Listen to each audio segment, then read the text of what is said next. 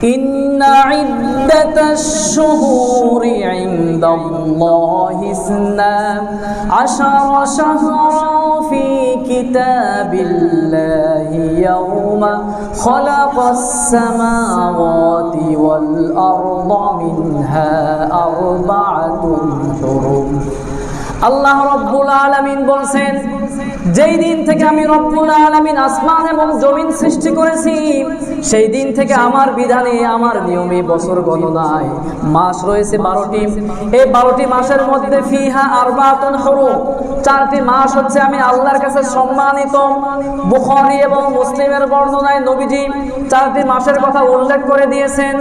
Number 1 হচ্ছে যুলকআদা, আর 2 number হচ্ছে যুলহিজ্জা, আর 3 নম্বরে হচ্ছে মুহররমের মাস, আর 4 নম্বরে হচ্ছে রজব মাস। এই 4টি মাস আল্লাহর কাছে সম্মানিত মাস। সুবহানাল্লাহ, মাস তো সবই সম্মানিত, কিন্তু স্পেশালি আল্লাহ রাব্বুল আলামিন এই 4টি মাসকে সম্মান দিয়েছেন। সুবহানাল্লাহ। আর নাম্বার 3 হচ্ছে মুহররমের অন্যতম একটা স্পেশালিটির মধ্যে 3 নাম্বার হচ্ছে এই মাসে কোনো ধরনের অন্যায়, জুলুম, পাপাচার কোনো অবস্থাতেই যেন কোনো মানুষের দ্বারা হয়ে না যায়। আল্লাহ রাব্বুল আলামিন বলেছেন, ফালা তাজলিমু ফীহিন্না আনফুসাকুম, তোমরা এই মুহররম মাস সহ সম্মানিত মাসসমূহের মধ্যে তোমরা অন্যায়, পাপাচার, জুলুমের মধ্যে তোমরা যেও না। তার মানে কি এই 4টি মাস ব্যতীত বাকি 8 মাসে অন্যায় করা যাবে, জুলুম করা যাবে? কোনো মাসে অন্যায় করা যাবে না, পাপাচার করা যাবে না, জুলুম করা যাবে না। কিন্তু স্পেশালি এই 4টি মাসে অন্যায়, জুলুমের, পাপাচারের ধারে কাছেও যাওয়া যাবে না, একদম জিরো টলারেন্স। এই 4টি মাসকে সম্মান দেওয়া লাগবে।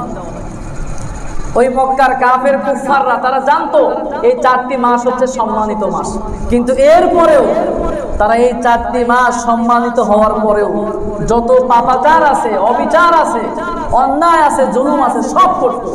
আল্লাহ তাদের নিন্দা জানিয়ে একটি আয়াত নাজিল করে জানিয়ে দিয়েছেন, ইন্নামান নাসিউ জিয়াদা। সুতরাং আমরা মুসলমান হিসেবে আমাদের উচিত হচ্ছে এই 4টি সম্মানিত মাসকে সম্মান দেওয়া, ঠিক কিনা? সম্মান দেওয়া লাগবে। সম্মান দিব কিভাবে? কোনো পাপাচার করব না, কোনো অবিচার করব না, কারো প্রতি জুলুম করব না। এটাই হচ্ছে এই মাসগুলোকে সম্মান দেওয়া। সুবহানাল্লাহ। এই মুহররম মাসের 4 নাম্বার বৈশিষ্ট্য হচ্ছে এই মুহররম মাস হচ্ছে সরাসরি আল্লাহর মাস। সুবহানাল্লাহ। মুসলিমের বর্ণনায় নবীজি বলেছেন, শাহরুল্লাহিল মুহররম, এই মুহররম মাস হচ্ছে কার মাস? আল্লাহর মাস। তাহলে বাকি 11 মাস কার মাস? সবই আল্লাহর মাস। কিন্তু এই একটি মাসকে আল্লাহ রাব্বুল আলামিনের প্রিয় হাবিব আল্লাহর সঙ্গে নিসবত করেছেন, সম্পর্ক জুড়ে দিয়েছেন। তার মানে হচ্ছে অন্যান্য 11 মাসের তুলনায় এই মুহররমের মাসের গুরুত্ব আল্লাহর কাছে কম নাকি বেশি? এখন আমরা সকলেই জানি রমজান মাস হচ্ছে বছরের মধ্যে সর্বশ্রেষ্ঠ মাস, কোনো সন্দেহ নাই।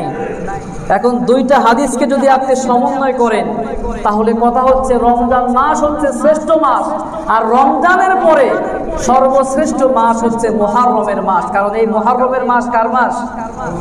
আল্লাহর মাস। বিশ্বনবী সাল্লাল্লাহু আলাইহি ওয়াসাল্লামের কাছে নাসাঈর বর্ণনা, একজন সাহাবী এসে জিজ্ঞাসা করলেন, ইয়া রাসূলুল্লাহ, আইয়ুল লাইলি আফদল, কোন রাত সবচেয়ে উত্তম, রাতের কোন অংশ সবচেয়ে উত্তম? তখন নবীজি সাল্লাল্লাহু আলাইহি ওয়াসাল্লাম বললেন, রাতের একটা সময় আছে শেষ প্রহরের দিকে যখন আমরা তাহাজ্জুদ পড়ি, তাহাজ্জুদের সময়টা হচ্ছে রাতের মধ্যে সর্বশ্রেষ্ঠতম সময়। সুবহানাল্লাহ। এরপরে সাহাবী জিজ্ঞাসা করলেন, ইয়া রাসূলুল্লাহ, ওয়া আইয়ুশ শাহরি আফদল, বুঝলাম রাতের মধ্যে সবচেয়ে শ্রেষ্ঠতম সময় হচ্ছে তাহাজ্জুদের সময়, তাহলে আপনি আমাদেরকে জানিয়ে দেন 12টি মাসের মধ্যে সর্বশ্রেষ্ঠ মাস কোন মাস? তখন নবীজি সাল্লাল্লাহু আলাইহি ওয়াসাল্লাম বললেন যে মুহররমের মাস, এই মাস হচ্ছে আল্লাহর কাছে সর্বশ্রেষ্ঠ মাস। তবে রমজান মাসের পরে মুহররমের মাস হচ্ছে আল্লাহর কাছে শ্রেষ্ঠতম মাস। এটা মনে রাখা লাগবে। আর মুহররম মাসের 5 নাম্বার স্পেশালিটি হচ্ছে এই মাসে আল্লাহ রাব্বুল আলামিনের প্রিয় হাবিব বলেছেন এই মাসের নফল রোজা আল্লাহর কাছে সবচাইতে বেশি প্রিয়। সুবহানাল্লাহ। মুসলিমের বর্ণনায় নবীজি বললেন আফদালুস সিয়ামি বাদা রমাদান শাহরুল্লাহিল মুহররম। রমজান মাসের পরে যেই মাসের রোজা আল্লাহর কাছে সবচাইতে প্রিয়, সবচাইতে দামি, সেই মাসটা হচ্ছে মুহররমের মাস। এই মুহররমের মাসে যদি আমরা রোজা থাকতে পারি খুশি হয়ে যাবেন কে? আল্লাহ। আরেকটা বর্ণনার মধ্যে আম্মা জান আয়েশা রাদিয়াল্লাহু আনহা বলছেন যে শাবান মাসের রোজার ফজিলত রমজানের পরে সবচাইতে বেশি আল্লাহর কাছে। তো আমরা এই দুই হাদিসকে যদি আমরা সমন্বয় করি তাহলে ওলামায়ে কেরাম বলছেন শাবান মাসের পরে রমজান মাসের পরে, যে রমজান মাসের রোজা তো ফরজ, নফল তো না, কিন্তু রমজানের পরে নফল রোজার ক্ষেত্রে সর্বশ্রেষ্ঠ মাস হচ্ছে শাবান, আর শাবানের পরে হচ্ছে মুহররম। এই জন্য এই মুহররম মাসে আমরা যত বেশি পারি নফল রোজা রাখার চেষ্টা করবো ইনশাআল্লাহ। এই মাসের মধ্যে একটা স্পেশাল দিন রয়েছে, সেই দিনের নাম কি কেউ জানেন? বলেন তো দেখি, সেই দিনের নাম কি? আশুরা। আশুরা শব্দের অর্থই হচ্ছে 10, দশম, দশক ইত্যাদি অর্থে ব্যবহার হয়। অর্থাৎ মুহররম মাসের 10 তারিখকেই আমরা আশুরা বলে থাকি। তো আশুরা দিবসের আসলে তাৎপর্য কি, ঘটনা কি, কেন এই দিবসটাকে আমরা পালন করি?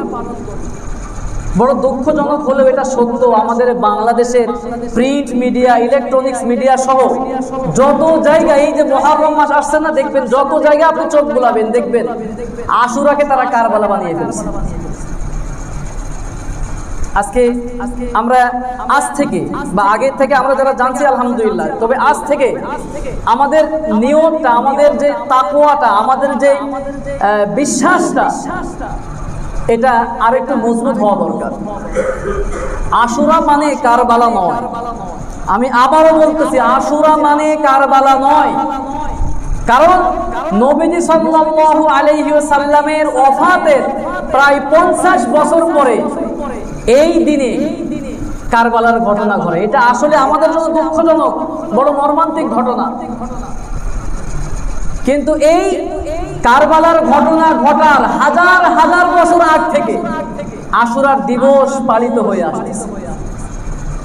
আমাদের লোক সমাজে অনেক কথা প্রচলিত আছে, আমরা অনেকেই অনেক হুজুর পর্যন্ত বলে বসেন ওয়াজ করতে গিয়ে যে আশুরার এই দিবসে আদম এবং হাওয়া আলাইহিস সালামকে সৃষ্টি করা হয়েছে, আসমান জমিন সৃষ্টি করা হয়েছে, ইউনুস আলাইহিস সালামকে মাছের পেট থেকে রক্ষা করা হয়েছে, আইয়ুব আলাইহিস সালামকে মুক্ত করা হয়েছে, তাকে শেফা দান করা হয়েছে, ইয়াকুব আলাইহিস সালামকে চোখের দৃষ্টি সম্পূর্ণ করা হয়েছে।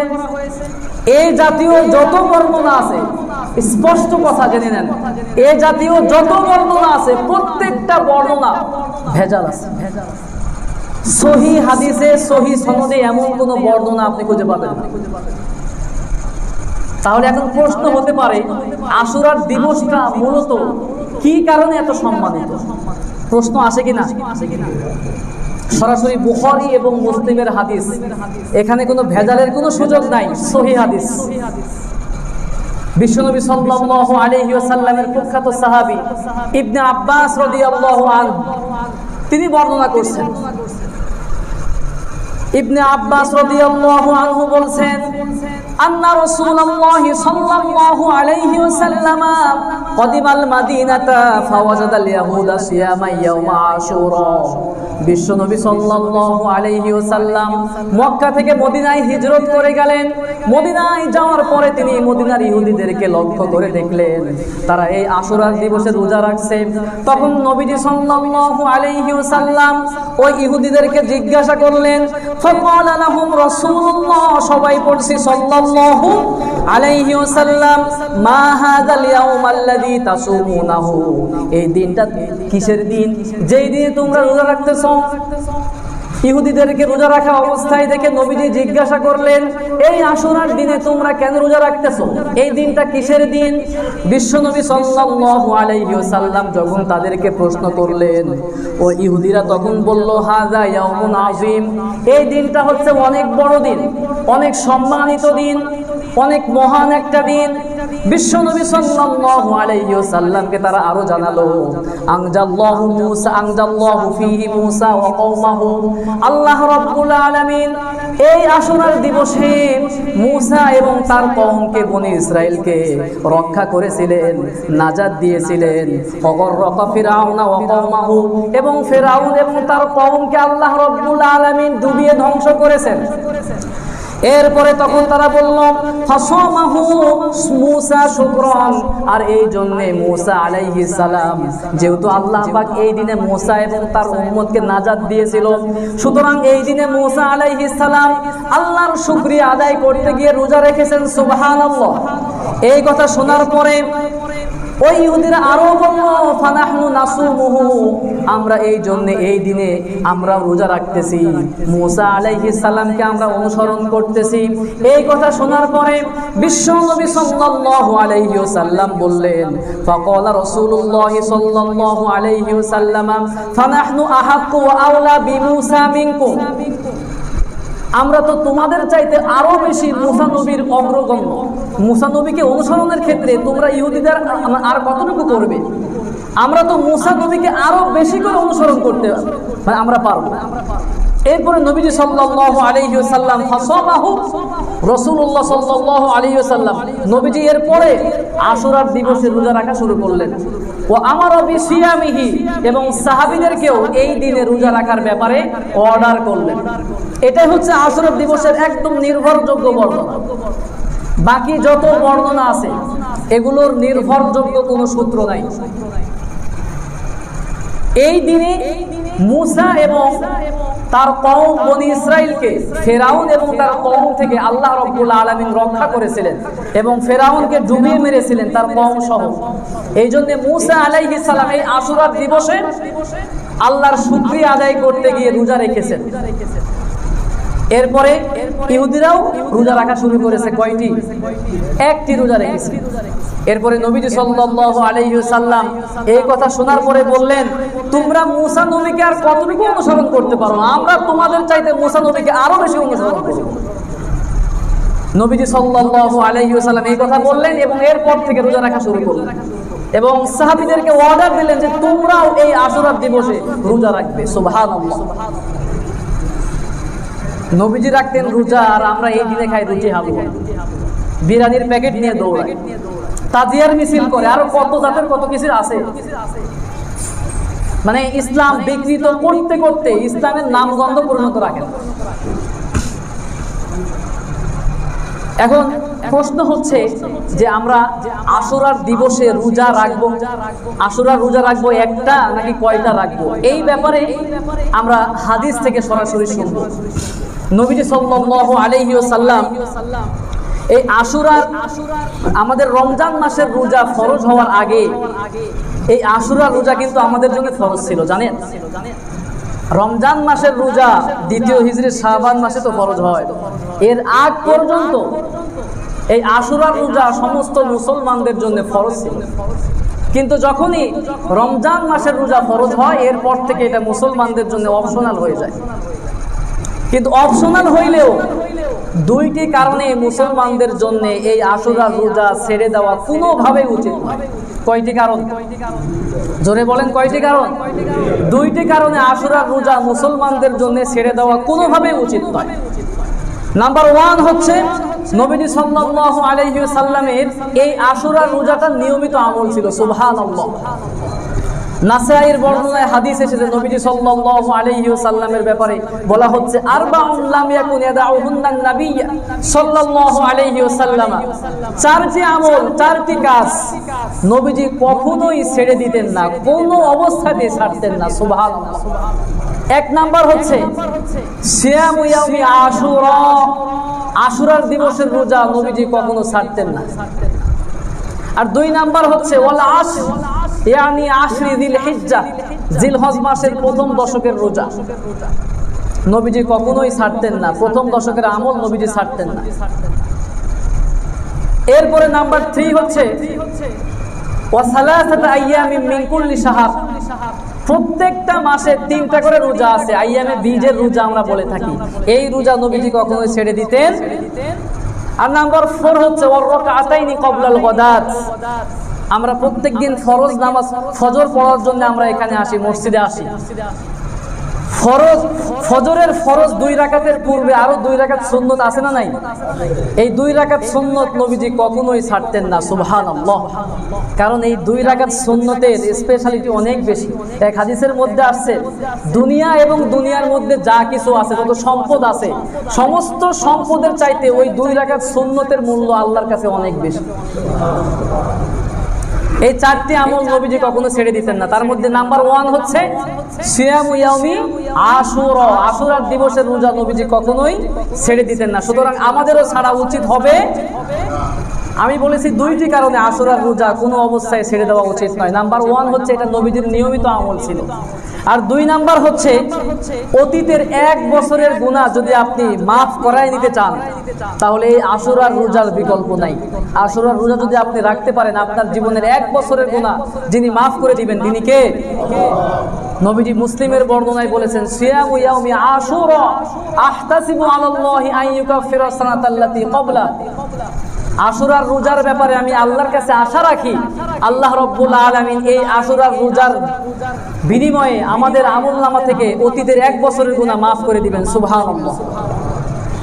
তার মানে 2টি কারণ, নাম্বার 1 হচ্ছে নবীদের নিয়মিত আমল ছিল, আর দ্বিতীয়ত আমাদের জীবনের 1 বছরের গুনাহ মাফ হওয়ার সুবর্ণ একটা সুযোগ আমরা পেতে যাচ্ছি। আল্লাহ আমাদেরকে কবুল করছে, আমিন। এখন প্রশ্ন হতে পারে আমরা কয়দিন রাখবো, কিভাবে রাখবো? সরাসরি হাদিস থেকে আমরা শুনি, নবীজি সাল্লাল্লাহু আলাইহি ওয়াসাল্লাম শুধুমাত্র 1 দিন রোজা রেখেছেন, একবার। এরপরে নবীজি সাল্লাল্লাহু আলাইহি ওয়াসাল্লাম কিন্তু 2টি রোজা রাখার কথা বলে গিয়েছেন। 1 দিন রোজা রাখা এটা উচিত নয়, কারণ 1 দিন যদি আপনি রোজা রাখেন তাহলে ইহুদিদের সাথে আপনার সাদৃশ্য হয়ে যাবে। তো তাদের সঙ্গে কোনো আমল যেন আমাদের সাদৃশ্যপূর্ণ হয়ে না যায়, কারণ আমাদের ধর্ম হচ্ছে সর্বশ্রেষ্ঠ এবং একমাত্র ধর্ম, মনোনীত ধর্ম। সুতরাং আমরা আমাদের ইবাদত করব একমাত্র আল্লাহর সন্তুষ্টির জন্য এবং নির্ভুল নির্ভেজাল সহিহ পদ্ধতিতে, ইনশাআল্লাহ। নবীজি সাল্লাল্লাহু আলাইহি ওয়াসাল্লাম, মুসলিমের বর্ণনা, ইবনে আব্বাস রাদিয়াল্লাহু আনহু বলেন, ইন্নাহু ইয়াউমুন তুআযিমুহুল ইয়াহুদ ওয়ান নাসারা, ওগো আল্লাহর নবী, একদিন যে আপনি রোজা রাখবেন, এই একদিনের ব্যাপারে তো ওই ইহুদি এবং খ্রিস্টানরা রোজা রাখে, তাহলে আমরা কি করতে পারি? তখন নবীজি সাল্লাল্লাহু আলাইহি ওয়াসাল্লাম বললেন, ফাইদা কানাল আম আল মুকবিল ইনশাআল্লাহ সুন্নাল ইয়াউমাত তাসি'। সরাসরি হাদিস, নবীজি সাল্লাল্লাহু আলাইহি ওয়াসাল্লাম বলেন, আগামী বছর যদি আমি জীবিত থাকি, আমি যদি হায়াতে পাই, তাহলে অবশ্যই আল্লাহ চাহে তো আশুরার আগের দিন অর্থাৎ মুহররমের 9 তারিখ, ইয়াউমুত তাসি', 9 তারিখেও আমি রোজা রাখবো, ইনশাআল্লাহ। বর্ণনাকারী সাহাবী বলেন, ফালাম ইয়াতিল আম আল মুকবিল হাত্তা তুওয়াফিয়া রাসূলুল্লাহ সাল্লাল্লাহু আলাইহি ওয়াসাল্লাম, কিন্তু নবীজি সাল্লাল্লাহু আলাইহি ওয়াসাল্লাম এর পরের বছর তিনি পান নাই। আশুরা আসার আগে তার ওফাত হয়ে গিয়েছিল। এটা হচ্ছে সম্পূর্ণ সহিহ হাদিস। এখান থেকে আমাদের আমল হচ্ছে আমরা 9 তারিখ এবং 10 তারিখে রোজা রাখবো, মানে 10 তারিখের সাথে একটা রোজা আমরা যোগ করব, যেটা সরাসরি নবীজি হাদিসের মধ্যে বলছেন যে ইয়াউমুত তাসি'। স্পষ্ট নবীজি বলছেন যে 9 তারিখে রোজা রাখবো আল্লাহ যদি আমাকে হায়াতে রাখেন, কিন্তু নবীজি তার ওফাত হয়ে যায়। এরপর আরেকটা পদ্ধতি আছে যে যদি 9 তারিখে রাখতে না পারি তাহলে 11 তারিখে রাখবো, 10 তারিখের সঙ্গে 11 তারিখে রাখবো। এই হাদিসের ব্যাপারে কিছু আপত্তি আছে, কিন্তু সহিহ হাদিস হচ্ছে 9 তারিখে রাখা। আমরা চেষ্টা করব 9 এবং 10 তারিখ, যদি আমরা না পারি সেই ক্ষেত্রে 10, 11 তারিখ আমরা রাখবো, ইনশাআল্লাহ। আল্লাহ আমাদেরকে কবুল করুন, করছে আমিন। একটা রোজা আমরা রাখবো না, একটা রোজা আমরা কোনো অবস্থায় রাখবো না, কারণ নবীজি সাল্লাল্লাহু আলাইহি ওয়াসাল্লাম স্পষ্ট বলে গিয়েছেন, কারণ এটা ওই ইহুদি এবং খ্রিস্টানদের সঙ্গে মিলে যায়। সুতরাং আমরা একটু বেশি, কারণ নবীজি বলেছেন আহাক্কু ওয়া আউলা বি মুসা মিনকুম, মুসা আলাইহিস সালামকে অনুসরণের ক্ষেত্রে তোমরা ইহুদি খ্রিস্টানদের চাইতে আমরা মুসলমানরা আরো বেশি অগ্রগামী। আল্লাহ আমাদেরকে কবুল করুক, করছে আমিন। আগামী শুক্রবার হচ্ছে 10 তারিখ আশুরা, আগামী শুক্রবার। আমরা যারা রোজা রাখার নিয়ত করতেছি আমরা অবশ্যই বৃহস্পতি এবং শুক্রবারে রোজা রাখবো ইনশাআল্লাহ। যদি এটা না হয় তাহলে শুক্র এবং শনিবারে রাখবো ইনশাআল্লাহ। আমার ভাইয়েরা, আশুরা এটা আমাদেরকে কি শিক্ষা দিয়ে যাচ্ছে? আশুরার দিন আসলে কি শিক্ষা দিয়ে যাচ্ছে? ওই যে তাজিয়া মিছিল করা, বলেন ওই হালুয়া রুটি খাওয়া?